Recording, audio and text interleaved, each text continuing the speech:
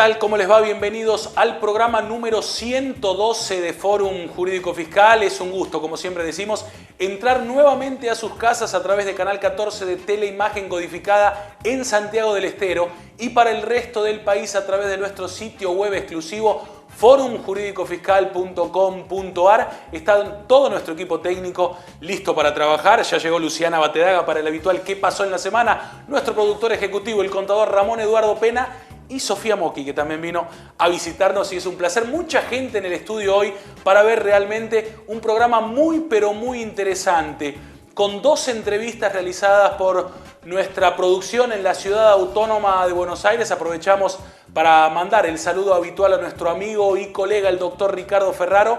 Además, el habitual ¿Qué pasó en la semana? Y el micro del Consejo Profesional de Ciencias Económicas con importantes novedades. En el comienzo, en este primer bloque, vamos a ir al encuentro del doctor Francisco Provenzani. Muy interesante tenerlo en nuestro programa para hablar de algo que empieza a hacer ruido y que es muy importante, y por eso vamos a empezar a desarrollar en los próximos programas de Fórum. Estamos hablando del ajuste por inflación contable, algo que era reclamado por todo nuestro consejo profesional y por todos los consejos profesionales del país, algo que era muy importante.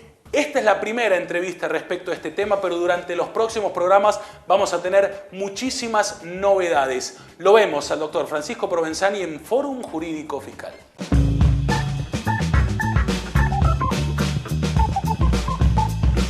Ustedes saben que el tema de ajuste por inflación, y no me refiero al impositivo, es realmente una preocupación de la profesión desde hace muchos años. Claro, es que hace muchos años que no se aplica. Entonces, para hablar en realidad un poco de la evolución de por qué no se aplica y por otro lado, cuál es el futuro en cuanto a su aplicación, estamos con el doctor Francisco Provenzani, que es profesor asociado de Sistemas de Contabilidad en la Universidad de Buenos Aires y tiene a cargo ese curso, y a quien lo invitamos para que charlemos sobre el estado actual y futuro del ajuste por inflación contable. Exacto. Francisco, gracias por estar con nosotros. Ricardo, gracias por la invitación. Bueno, a ver, hace muchos años que no se practica. Desde septiembre del 2003. Desde Muy el punto bien. de vista, digamos, legal, aparece en el año 2003 justamente el decreto 664/03 que impedía directamente, se había vuelto a ajustar por un lapso no mayor a un año. Aparece este decreto que fue recepcionado por los consejos profesionales, quienes dijeron a partir de septiembre del 2003 no se ajusta más por inflación. Bueno, y así siguió. El decreto está vigente, lamentablemente la información que uno fue presentando se empezó a deteriorar. La Federación Argentina de Consejos Profesionales se volcó hacia las normas internacionales de información financiera y, reconociendo cuestiones que tenían que ver justamente con la inflación, tomó como propia o emuló de alguna manera los parámetros de la NIC número 29 y sanciona la resolución técnica número 39, que dice que se ajustará por inflación cuando se alcance en 3 periodos consecutivos un porcentaje superior al 100%. ¿Y no se llegó? Sí. A partir del mes de junio del 2016 se verifica con una suerte de índices que son una mezcla de alguna manera, de que se ha cumplido el parámetro no deseado de alguna manera del 100% de inflación. Ahora, ¿no es un parámetro demasiado alto como Realmente. para disparar un ajuste por inflación? Bueno, si tuviéramos una inflación del 5 al 15 anual, digamos que en principio podríamos decir que no es muy significativo, etcétera, etcétera. Aunque para mí habría que aplicarlo siempre.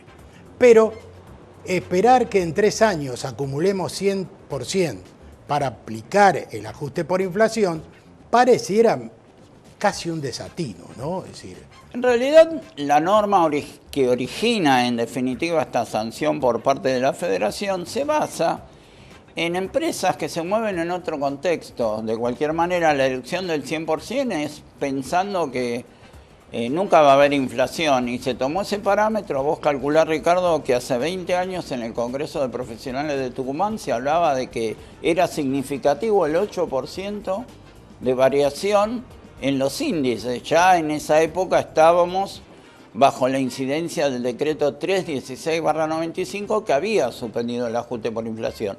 Pero la Federación, en el seno del congreso más importante, que ahora se vuelve a repetir el mes que viene en Tucumán, dijo no, muchachos. ¿Y trata ese tema? Trata ese tema, es uno de los temas principales. Lo que pasa es que ahora se ha planteado una serie de cuestiones que tienen que ver con la reciente votación de los consejos en la Federación, en la reunión del 28 de julio pasado, lo que ha dicho el Consejo Profesional. Bueno, a ese punto quiero ir.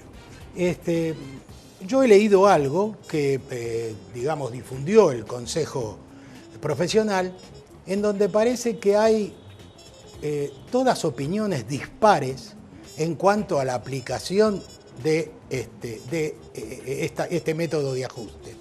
Pero fundamentalmente hay algunas opiniones que dicen que no es necesario o que no hay que aplicarlo. ¿Entendí mal? No, es correcto. El tema es que en la última reunión de la Federación los consejos dijeron, llegamos al 100%, ¿qué hacemos? Hay que ajustar.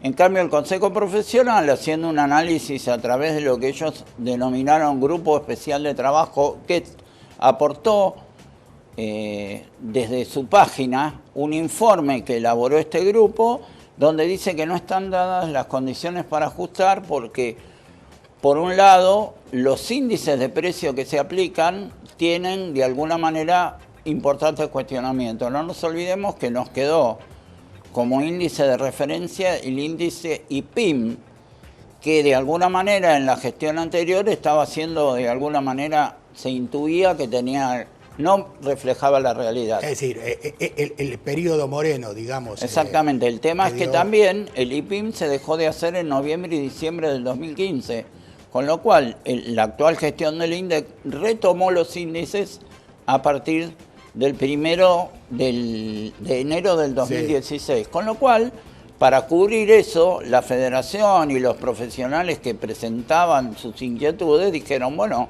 tomemos índices que publica el gobierno de la Ciudad de Buenos Aires y los complementamos con el IPIM. Y de ahí surge que hemos pasado el 100%. O sea que en principio, digamos, la oposición o la negación a aplicar el ajuste por inflación no es tanto conceptualmente, sino porque no hay verdaderos índices, digamos, que reconocen la evolución inflacionaria, y esto es lo que privaría de alguna manera llevarlo a cabo. Es así. El tema de que corresponde ajustar por inflación, no hay duda, nunca nos quedó ninguna duda, inclusive cuando de alguna manera un decreto cambió una ley. No nos olvidemos que esto empezó en 1984, cuando en el artículo 62 de la ley 19.550 se incorpora el texto que dice que los estados contables deberán ser presentados en moneda constante. Hubiera preferido que dijera moneda homogénea, pero a partir de ahí se sanciona la resolución técnica 6 y empezamos a poner las cosas como corresponde. Antes hubo un momento hasta que los balances se presentaban en dos columnas, históricas y ajustadas. La histórica servía para la FIP y para cumplir con la inspección de justicia, y la ajustada servía para que el profesional certificante dijera que presenta razonablemente la situación patrimonial y financiera.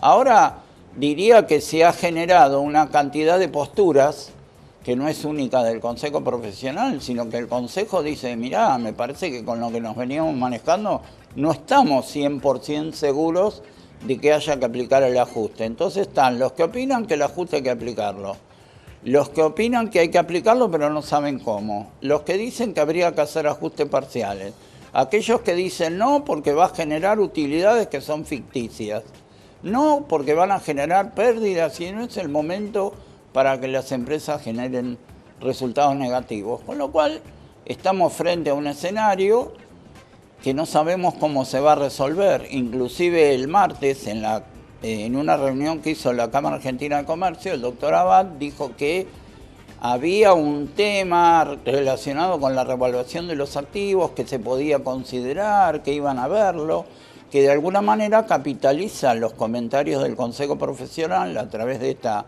colaboración técnica de este grupo especial de trabajo que dice, bueno, ante la imposibilidad material de poder llevar adelante el ajuste por inflación, empecemos a revaluar los bienes de uso.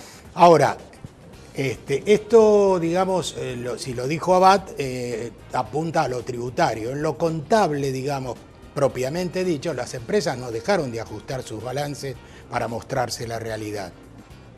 Las empresas, desde el punto de vista formal, tenían que cumplir con organismos de control, como la Inspección General de Justicia, que no aceptaba balances, ni todavía acepta balances ajustados por inflación. Pero se pero presentaban para el manejo de la administración de la empresa.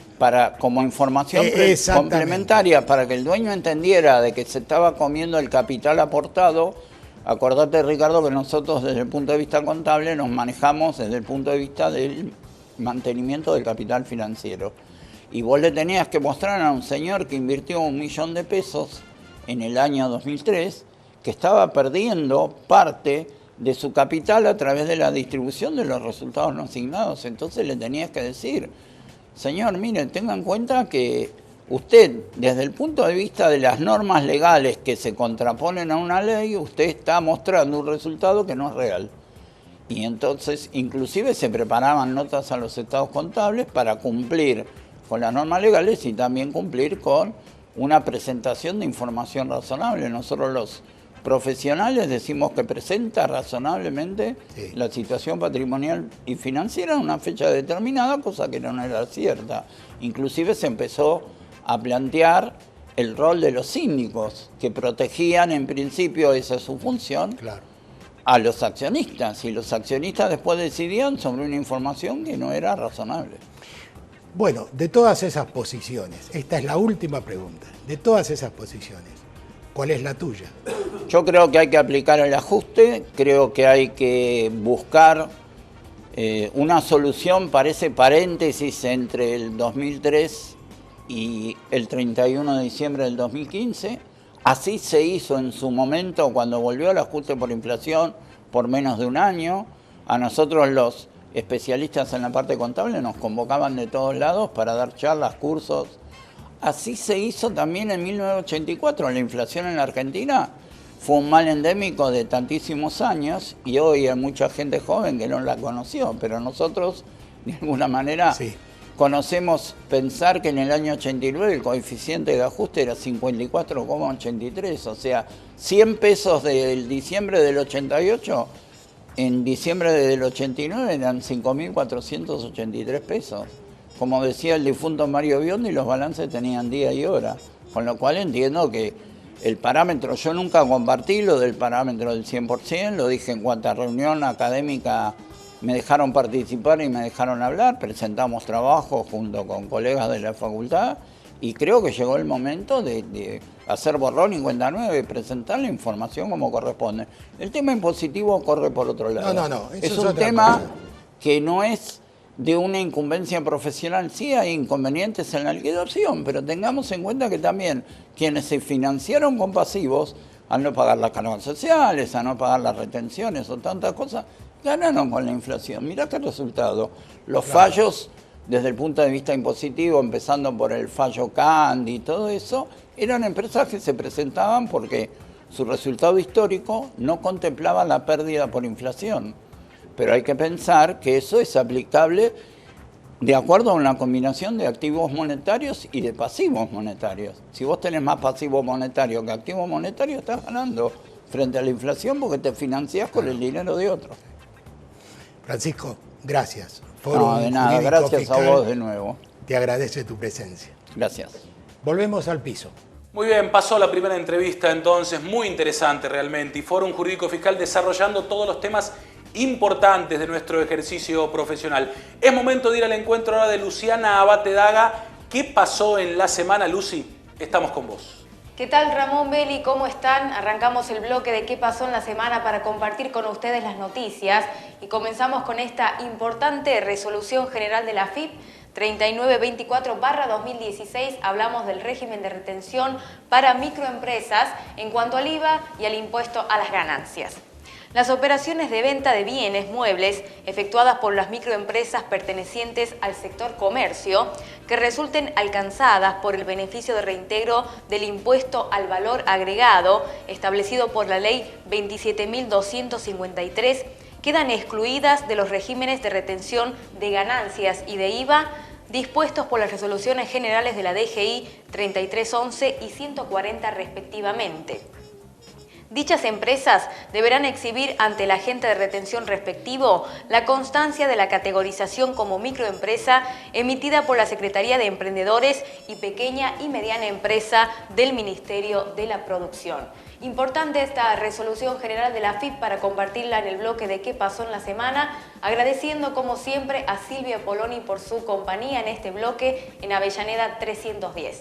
Pausa y ya venimos con más programa.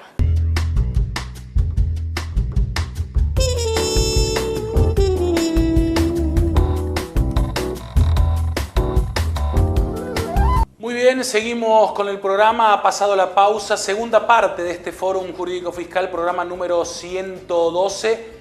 En este bloque vamos a tener la presencia de un amigo de la casa y como siempre es un lujo tenerlo. Estamos hablando del doctor Marcelo Rodríguez. Hemos tratado mucho el tema de blanqueo y moratoria, la mega ley 27.260, pero había una arista que había quedado sin tratar. Estamos hablando de los monotributistas y el blanqueo.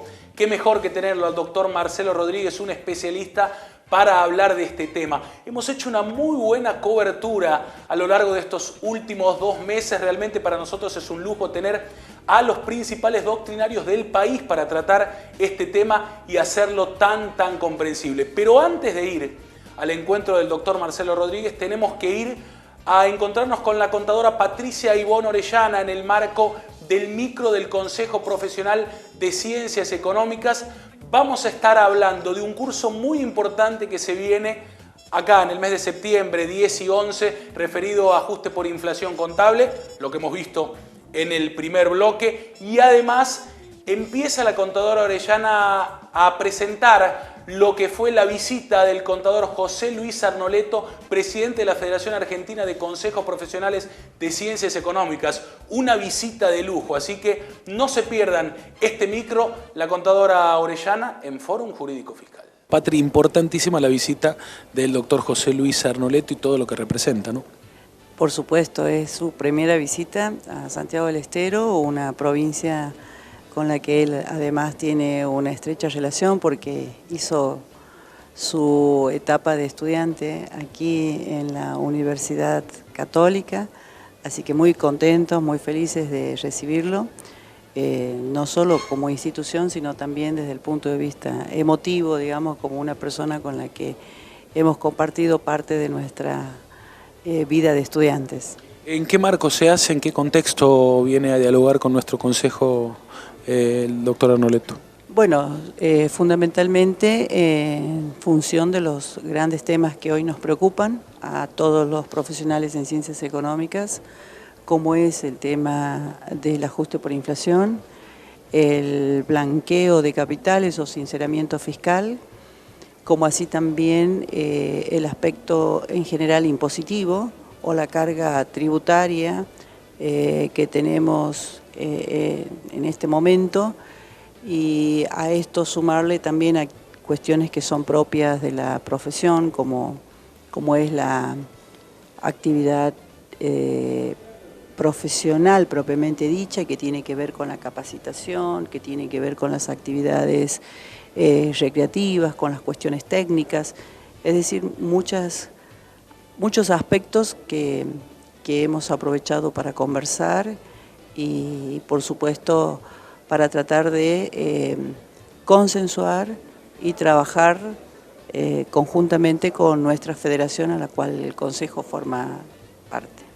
Bueno, la última, Patri, realmente mucho trabajo en el Consejo y mucho trabajo en capacitación. ¿Qué es lo que se viene en estos próximos meses? Bueno, una charla muy importante es la que va a tener a su cargo el doctor Mario Corán. Justamente tiene que ver con el tema de ajuste por inflación, que es el día lunes 12 de septiembre dictará el primer módulo vinculado con el ajuste por inflación y su efecto retroactivo, y en el lunes siguiente, que sería el lunes 19, estaría dando la charla en un módulo 2 respecto de la metodología en general del ajuste por inflación. Es muy importante para los profesionales agendar estas dos fechas, lunes 12 y lunes 19, porque como bien lo decía nuestro presidente, todos aquellos profesionales menores de 45 años, los sub 45, decía él, nunca vieron ni hicieron ajuste por inflación. Es decir, que la profesión en este momento tiene que asumir el compromiso de la capacitación, porque directamente este tema no ha sido abordado o no ha sido aplicado o ni siquiera se los ha visto en los ámbitos universitarios. Así que reitero, colega, el lunes 12 de septiembre y el lunes 19 de septiembre, dos fechas importantes porque se va a analizar el tema de ajuste por inflación desde un taller teórico-práctico a cargo del doctor Mario Corán. Muy bien, ha pasado entonces el micro del Consejo Profesional de Ciencias Económicas. Ustedes veían ahí la presentación del doctor José Luis Arnoletto. En el próximo programa lo vamos a tener desarrollando lo que es también nuevamente ajuste por inflación, algo que vamos a tratar, como decía, durante todo este próximo mes. Y además la incumbencia laboral, todo el trabajo que se viene para nosotros los contadores en el contexto de esta mega ley. Así que es muy importante en el próximo programa el doctor José Luis Arnoletto. Sin más que decir con respecto a esto que pasó, vamos a ir al encuentro, como anticipábamos, del doctor Marcelo Rodríguez. Un lujo tenerlo nuevamente, monotributistas y blanqueo. Lo vemos en Fórum Jurídico Fiscal. Hay unos aspectos puntuales referidos a este régimen de sinceramiento fiscal instaurado por la ley 27260, que creo que vale la pena considerar porque enteramente podrán ser de suma utilidad para los contribuyentes en aras de solucionar ciertas cuestiones controvertidas que indudablemente pueden estar siendo tratadas en las diferentes instancias de contienda frente al fisco. Referámonos por un instante al tema de los monotributistas. El monotributo es parte ya de nuestra idiosincrasia, es un régimen que está en nuestro país vigente a partir del año 1998, ya va a cumplir prontamente 20 años, y realmente es parte de la vida misma del argentino. Son muchos los contribuyentes que están incorporados en el régimen, con lo cual habría que evaluar la posibilidad de que el monotributista pueda también él obtener los beneficios de este blanqueo. Tanto la ley como el reglamento no han contemplado, no han vislumbrado ninguna cuestión atinente a los mismos y hemos tenido que esperar hasta el dictado de la resolución 3919, cuando en su artículo 33 mociona que la tenencia declarada voluntariamente por el monotributista en el marco de la 27260 no deberá ser tenida en cuenta como antecedente a los fines de la exclusión o recategorización del mismo en el régimen. Esto, dicho en buen romance, implica que es una oportunidad histórica que tiene el individuo que está adherido al régimen simplificado para pequeños contribuyentes y que tal vez hubiera adquirido bienes durante su permanencia en el régimen y que, bueno, tal vez no pudiera justificar que los mismos los hubiera fondeado con otras actividades compatibles con el monotributo. Digo, esta es una oportunidad que no debería desaprovechar en aras a exteriorizar esta situación y paralelamente con esto seguir manteniendo su figura frente al régimen tributario de nuestro país. Ahora, fíjense, no tan solo eso, sino también en el marco de una contienda que este individuo pudiera estar llevando adelante en el marco, por ejemplo, de una exclusión frente a la AFIP pudiera estar pretendiendo excluirlo del régimen en virtud a que el sujeto pueda estar encuadrado en alguna de las causales de exclusión del artículo 20 del anexo de la ley. Supongamos el caso de un individuo que hubiera adquirido bienes no compatible esta compra con el encuadramiento que él tiene en el régimen, o eventualmente hubiera tenido ingresos, supongamos exteriorizados por ventas con tarjeta de crédito que a la postre no ha facturado y que, bueno, en algún periodo fiscal hubiera generado la superación de los ingresos atinentes o vinculados al régimen. Bueno, pues entonces este individuo, atento a lo previsto por este artículo 36 de la norma reglamentaria, podría perfectamente ingresar al blanqueo, exteriorizar esta tenencia, repito una vez más, un inmueble, un bien que hubiera adquirido o incluso ventas omitidas, y de esa forma liberarse de la inferencia a partir de la cual el fisco pretende excluirlo. Lo dice la reglamentación y en consecuencia el contribuyente perfectamente podría aplicarlo.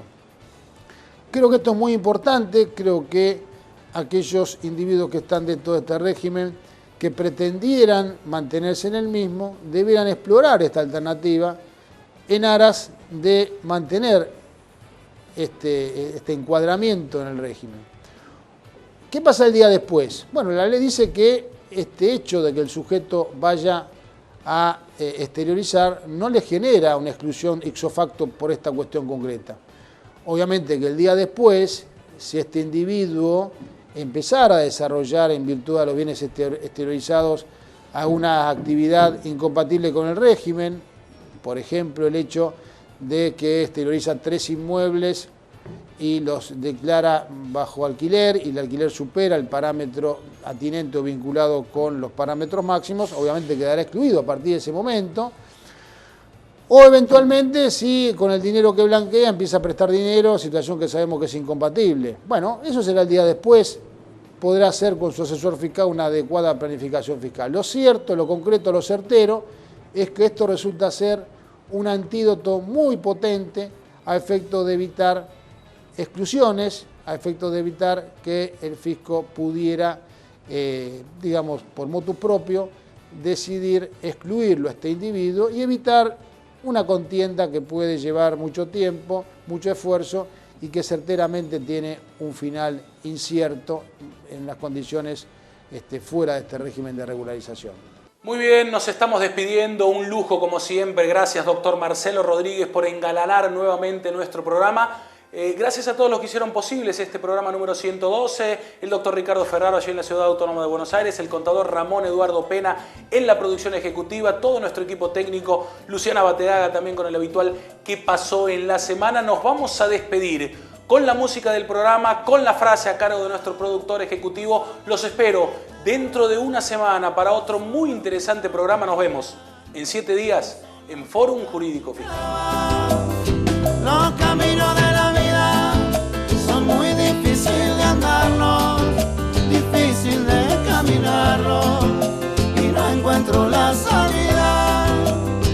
Yo pensaba que la vida era distinta y cuando era chiquitito yo creía que las cosas eran fácil como hacer que mi madre preocupa.